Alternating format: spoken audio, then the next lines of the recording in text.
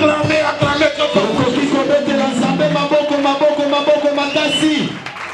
Amen. Amen. Loba naza molongi. Naza molongi. Loba lisusu naza molongi. Naza molongi. Loba troisième fois naza molongi na milolo pe lisusu. Naza molongi. Beta mololo na molongi. Yes. Na kombo na Yesu. Amen. Oh Yesu. Yes. Ozali Nzambe. Yes. Ozali malamu. Amen. Alléluia bana Nzambe. Amen. Nzambe pambola yo. Amen. Oloba amen na bien te. Amen. Loba amen na makasi. Amen. Le 50e jour. Deuxième jour. C'est que tant que koloba amen awa okoki koliana. Yes. Est-ce que ça m'a bien? Et papa. Soki batu mususu babangi koya. Mais yo bangi te. Yes. Ombo ke za mabe, eza mabe pona kongo. O masas babeta na bango. Yo te ata ozoleka ata soda kote le misoki. Amen. O mutu mabe akomona yo te. Amen. Ezwa bango na bango moko. Amen. Amen. Amen. Tiapo koloba Yahweh. Yahweh. Batelanga. Batelanga. Naza mwana na yo. Naza mwana na yo. Ata bakwe na droite. Ata bakwe na droite. Ata bakwe na gauche. Ata bakwe na gauche. Ekosimba ngate. Ekosimba ngate. Mwana na ngai te. Mwana na ngai te. Ndeko na ngai te. Ndeko na ngai te. Mwasi na ngai te. Mwasi na ngai te. Mobali na ngai te. Mobali na ngai te. Papa na ngai te. Papa na ngai te. Mama na ngai te. Mama na ngai te. Pasteur na ngai te. Pasteur na ngai te. Église na ngai te. Église na ngai te. Yes. Beta maboko makasi, beta maboko makasi. Yes, ouais. La délivrance. Bokangolami. Nous parlons sur la délivrance. Tosolo bele tali bokangolami. Mais quelle délivrance? Kasi bokangolami ni. Nana Edion. Amen. La délivrance. Bokangolami. Mais je dis quelle délivrance? Kasi nalobi bokangolami ni tokolobela. Il y a plusieurs délivrances. Et ça nalolenga bokangolami Mais nous bele. parlons sur la délivrance des cas résistants. Kasi tokolobela tali bokangolami makambo ko tele. C'est juste sur les cas les cas résistants. Na ko beta setele tali bokangolami makambo ko tele. Mais dans quel point? Nous parlons sur trois points. Kasi tononi. Mais le premier point que nous parlons, Kasi tona ya moto kolobela. dont nous insistons encore, Oto ko beta setele. c'est au niveau des professions. Et ça nandenga musala. Tuna moninga no, quelle est ta profession? Tuna moninga no musala no ezali. Même dans mon passeport, Atakona passeport nanga. j'ai regardé, Nathalie, j'ai lu, Natangi, non, comme poste non, o elandi kombo. profession. Mosala. Alléluia. Amen. Parce que nous n'avons pas encore de carte d'identité ici. Pointe tout ça on a ma carte d'identité. Nous avons que des cartes de lecteur. Et tout ça qu'on a ma carte de Dans lecteur. les cartes de lecteur, on n'a pas demandé la profession. Et la carte de lecteur. Mais quand on aura les cartes d'identité, carte d'identité. il y aura la place où on va demander la profession. Et quand ça décide qu'on va continuer à Mosala. C'est-à-dire chacun de nous Et le mec qu'on va motonner sur sa profession. Attends à Mosala naïe. Amen papa. Si vous êtes étudiant ou étudiant, comme étudiant ou étudiant. Yes. La place à profession. Yes. Si vous avez aux autres. Nani mokonzi? Yes. Nani Nzambe? Yesu. Si vous allez maman to mwasi to dine. Si vous allez nda, olamba, bakoma nini? Femme ménagère. Bakoma nini? Femme ménagère. Femme ménagère. Boko soza papa.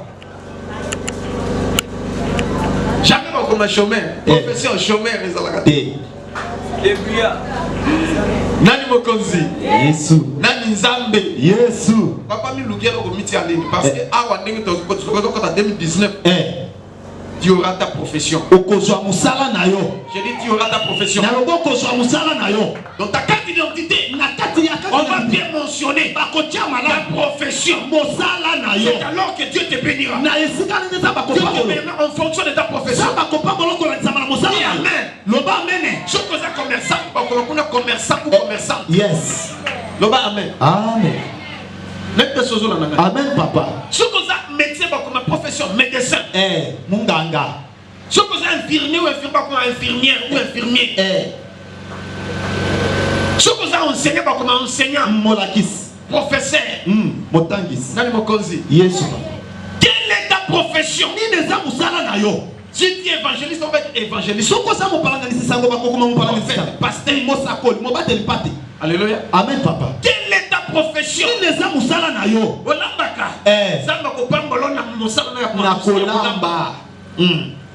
Yes.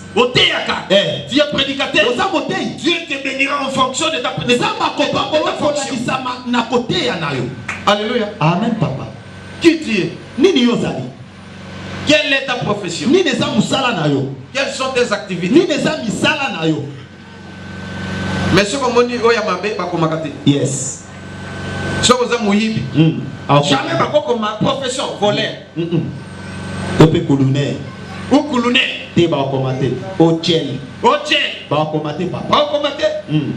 Alléluia. Amen. Mais on va dire vite. C'est que ça me salaire ma vie. Vous comprenez ce que Amen, papa. Je dis, quelle est ta profession? Car Dieu peut te bénir maintenant. Il va te donner une profession. Donc tu vas exceller, tu vas évoluer. Quelle est ta profession? Souvenez-vous de Jacob avec ses enfants. Car ils avaient fui la famille dans le pays d'Égypte. Arrivé en Égypte, devant Pharaon. Pharaon a dit, quelle est votre profession?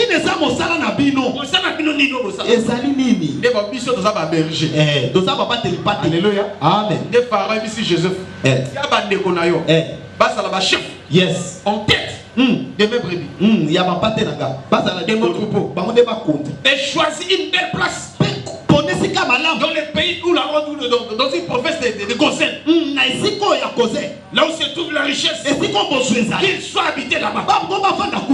Amen. Amen, papa. Dans la Pharaon a pas moni bango en fonction professionnelle. Yes. Ce qui parle que nous sommes des pécheurs. Algati na bango na fleuve Nil. Yes. Ayu allez. Ok na fleuve Nil. Tiens bango tout au long ya fleuve Nil pour balo bakabambisi.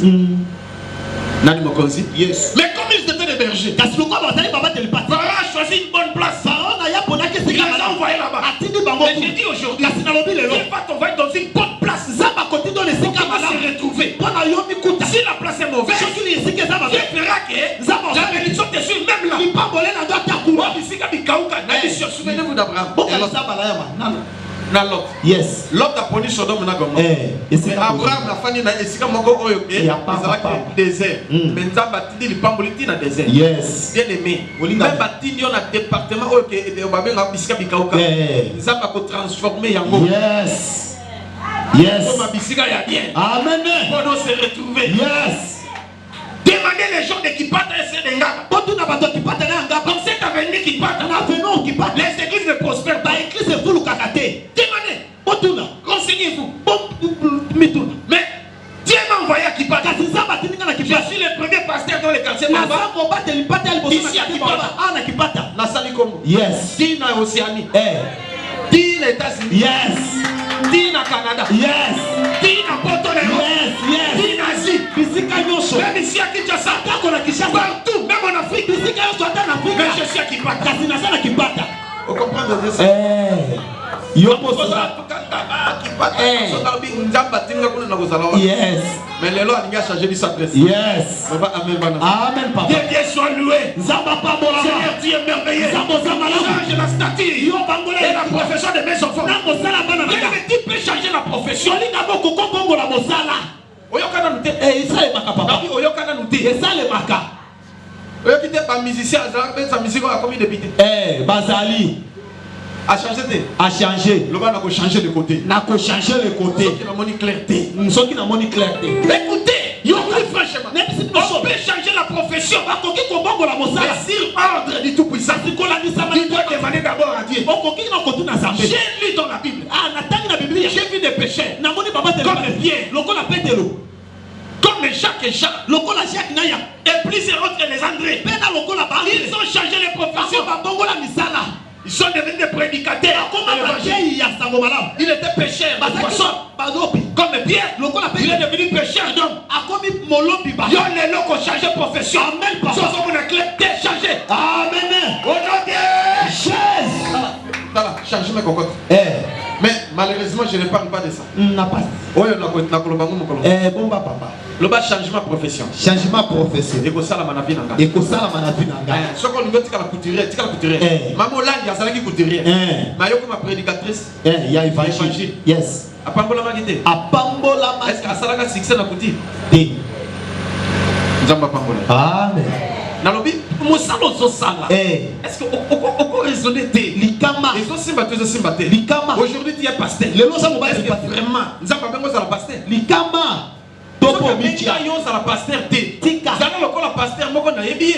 Il était pasteur. Aujourd'hui il n'est plus pasteur. Le lo ça sou mo ba travail. Akomo ça. Abi no tika la sala na musala. Musala pasteur yela ka biso. Kuneza ya biso. Papa bino mo continuer. Bokoba. Nabi tu as raison. Tu n'es pas appelé. Yo spenga makite. À être pasteur. Ya koza mo ba telipante. C'est clair. Et ça chopole.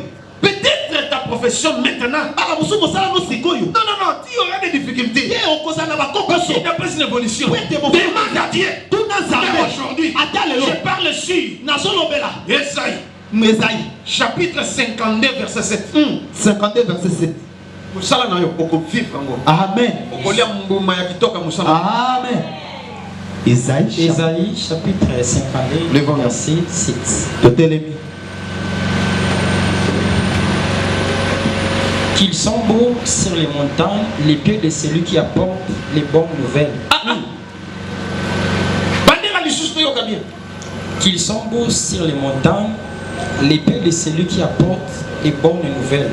Ezali malamu likolo ya ngomba makolo ya mutu oyo azali comme masango malamu. Yes. Qui publie la paix. Oyo azali ko sakola kinya. Et celui qui apporte des bonnes nouvelles. Moto azomi masango malamu. Et pas une abato pe na lobiko. Yes. Et celui qui dit à Sion. Oyo azolo bana mema. Ton Dieu règne. Zabe yo azalim yoko régner le baname. Amen. Banda pe beta maboko pona lokomo na yes. Betela non sambe maboko pona liloba oyo. Qu'ils sont beaux. Et ça la kitoko. Les pieds makol de celui qui amène la bonne nouvelle. Oya comme masango malamu. Qu'ils sont beaux. Et ça la kitoko. Les pieds makol de celui qui publie. Oya kopanta. De le Dieu de même arène. Et des abeilles à même à Ils sont beaux. Et ça la kitoko. Les pieds de celui qui amène la paix. Makolo ya comme makimia. Est-ce que tes pieds amènent la paix? Makolo ne makakimia ou la division. Dope bokabwa. Olongwe na ndako na tiki ta maison. Olongwe na ndako na. Rendre visite à ta voisine. On a côté la décoller. Rien que pour parler mal de l'église. C'est ça qu'on a pour parler mal de ton voisin. On a colomba ma mère mon pour parler mal de ta voisine. Et ça ma mère je te dis franchement. Les pieds seront maudits. C'est la raison pour laquelle tu vas marcher par-ci par-là. Tu vas chercher l'emploi. Tu vas chercher. Tu vas fouiller. Il y aura l'échec. Et la malédiction va te suivre. Na fini moto. Te papa. Ok malamu penza. Mais si tes pieds marchent, pour annoncer la bonne nouvelle à tes voisins et à tes voisines. Vous savez mes voisins. Mes voisins. Aujourd'hui, Dieu règne. Mais vous, Amen. Viens voir. Dieu va te bénir. Il y a des activités. Il n'y a pas la prospérité. Viens dans notre église. Dieu dit, les pieds qui amènent la bonne nouvelle seront bénis. Aujourd'hui, je vais bénir tes pieds. Mais une condition, il doit amener la bonne nouvelle. Yes. Comme il est écrit dans les livres des Romains, chapitre 10, verset 15 à 16. Verset 15 à 16. Romains 10, verset 15 à 16. Romains chapitre 10, les versets 15 jusqu'au verset 16. Yes. Et comment y aura-t-il des prédicateurs s'ils ne sont pas envoyés? Selon qu'il est écrit, ils sont beaux les pieds de celui qui annonce. Même dans le Nouveau Testament. Si aujourd'hui tu dis que non, c'est l'Ancien Testament. Écoutez le Nouveau Testament. La Bible dit qu'ils sont beaux. Les pieds de ceux qui annoncent la paix, de ceux qui annoncent tourmenté. Il a des stress. Il est dans l'amertume. Mais toi, tu lui amènes une bonne nouvelle. Tu lui amènes la nouvelle de la paix. Tu lui amènes le réconfort. L'encouragement.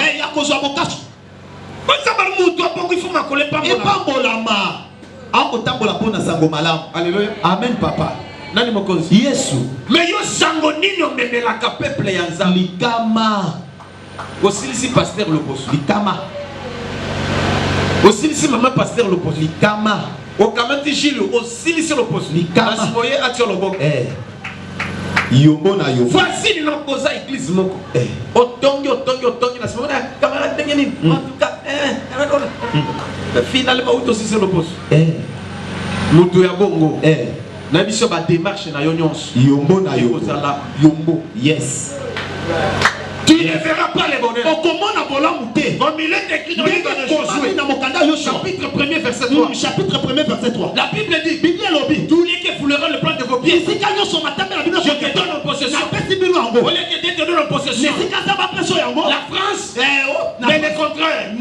Tu arrives en France avec la malédiction. Au salaire, c'est Simba. Au lieu que Dieu te donne les États-Unis. Toi, tu es aux États-Unis. Avant les choses te suivent jusqu'à même en Asie ou en Australie. Là où les gens réussissent, toi tu échoues.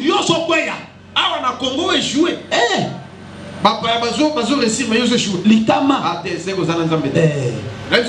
Yes. Dans la bienvenue, même dans une entreprise, engagé, les gens prospèrent. Les gens prospèrent. Les gens des missions de service. Ils montent les niveaux. Toi, tu restes toujours là. Ah, vous avez rabi. Au bon wanakate. Le bangai nazar habité. Nga nazar habité. Naligina mona solution. Naligina mona solution lelo. Nakobima awate ifona mona solution. Nakobima awate ifona mona solution. Soko bien mote taliwa. Makomona solo besoin batayo. Okansi na omela. Bikama. Mate esile wa. Na lobi soki o changer te. Ba bien ba te ba ko kozala te sunza matini bango te. Benza matini yo. Yesa monika nzamba tindi yo. Nzamba tindi yo. Mema sango malamu. Mema sango malamu. Mema sango église. Mema sango église. Mema sango pasteur. Mema sango pasteur. Zamba kopambola yo. Zamba kopambola yo. Etana kolo maboko. Etana no maboko soko ndimike zamba kopambola yo. Beka maboko bakisa bololo. Yesu. Yes. Zamba sana bomo. Amen. Pepa pona lokumu na Yesu. Zamba lokamba sana bomo yi. Amen, amen. Amen. Si Nathanaël était sauvé parce que André l'avait invité. Il vient. J'ai rencontré une personne. C'est lui le Messie qu'on avait parlé dans l'Ancien Testament. Il vient de Nazareth. Et Nathanaël a dit, peut-il sortir quelque chose de bon à Nazareth? Viens se voir. Oh, Namoni. Ozali mutu moko bosembo endenge kaka ondimi boy namona ke bano fanaki na sans été mais ndenge otie makolo komona ba grande chose. Yes, makambo Andra tira ki pa jamais zamba pambola ki Andra. Yes, loba amen ba amen ngoyo ikama o mande sango ya mabe ya pasteur na biso makambo kolando tina ndako na yo yombo na yombo oke na musale landio makambo se ko beba e ko beba e ko beba. Yes.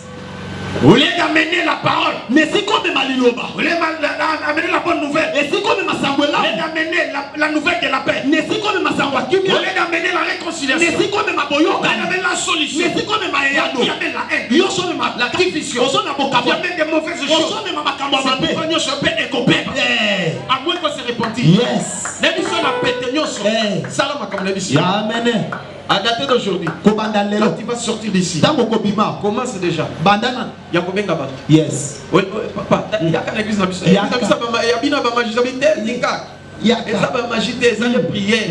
Ça me donne ça. Il y a l'église, il y a ma magie. Est-ce qu'il y a mon place? Alléluia. Amen. Est-ce que mon place est la magie?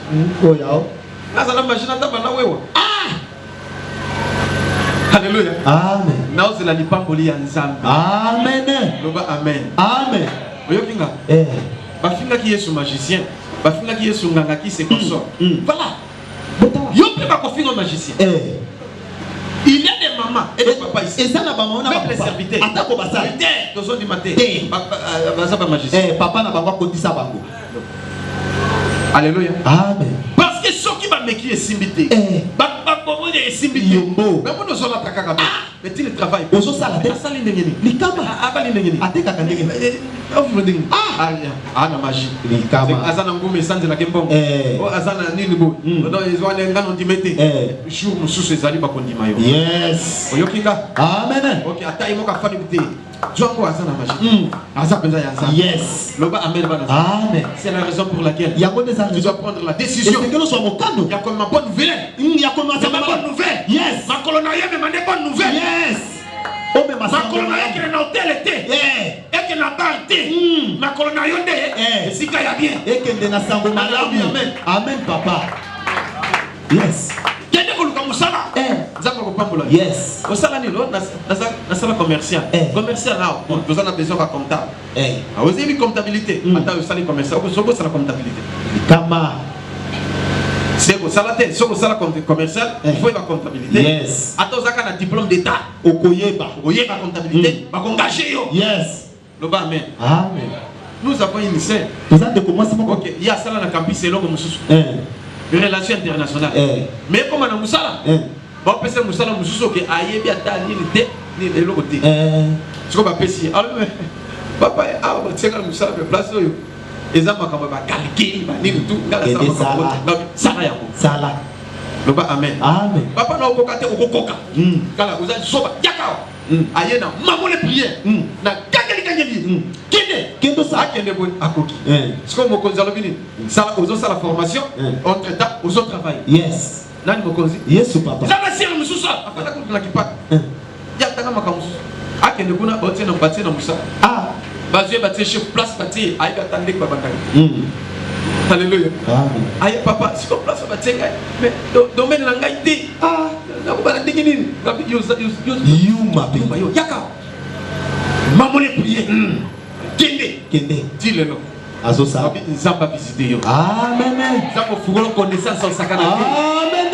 Mais ma bonne nouvelle est pas na bandeko. Yes. Zala moto azopesa kimia. Eza loza moyebi. Eza na intercession. Na modération. Eza na maman. Eza na papa ton frère. Nabi mema kimia. Zamba otala makolono ezotambola pona kimia. Ndazo pambola shikolo. Yango ngina simba makolono yo. Naza na prière musako salate parce que Dieu m'avait révélé.